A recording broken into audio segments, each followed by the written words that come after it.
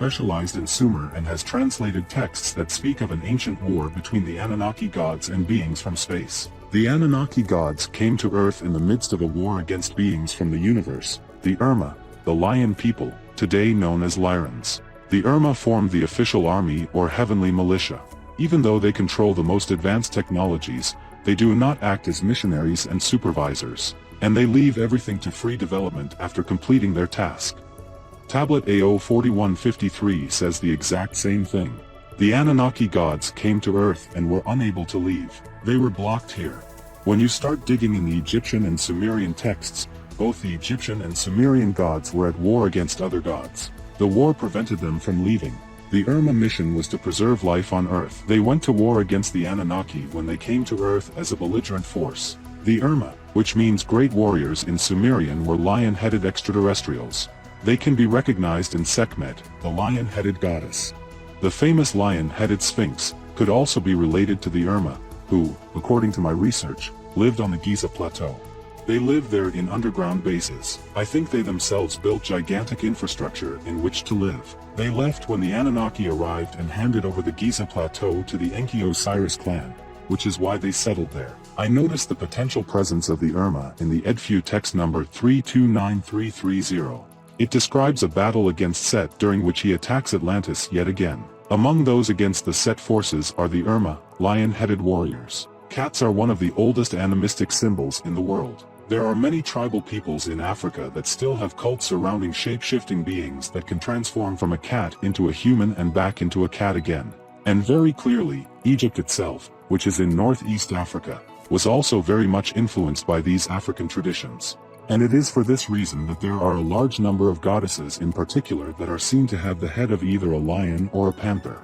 If these beings were here for hundreds of thousands of years before even the arrival of the Enki-Osiris clan, why were they here? And what was the purpose of the underground structure at Giza? I think that the purpose of the underground UR-MAH base was to hide great numbers of warriors and vessels. The Sumerian and Egyptian texts explain that the gods used flying ships or fire ships. They needed a place to hide them and did so in the numerous caves of the Giza plateau, as well as in the mountains where ships are believed to have landed in the desert. The goal was to hide as much equipment and as many people as possible. According to my research, the Giza plateau is made up of approximately 7 levels. The Egyptian funerary texts give the same number. For example, an engraving at Karnak shows a door divided into 7 parts that would symbolize the different levels of the underground section of the Giza plateau.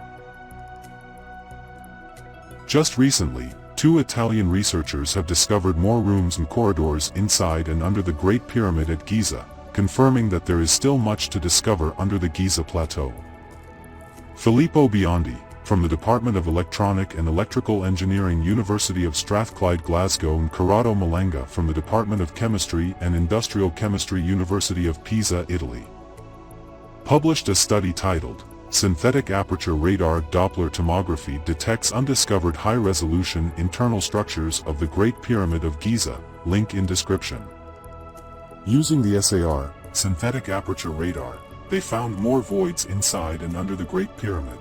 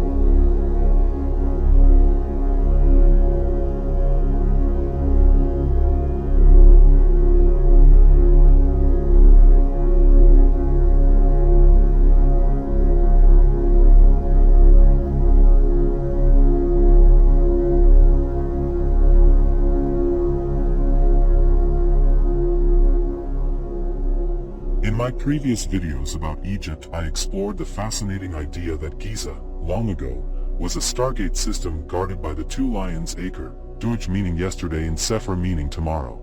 Guardians of the gate to the yonder site, following the suggestive theory that once there were two sphinxes, but only one is now visible.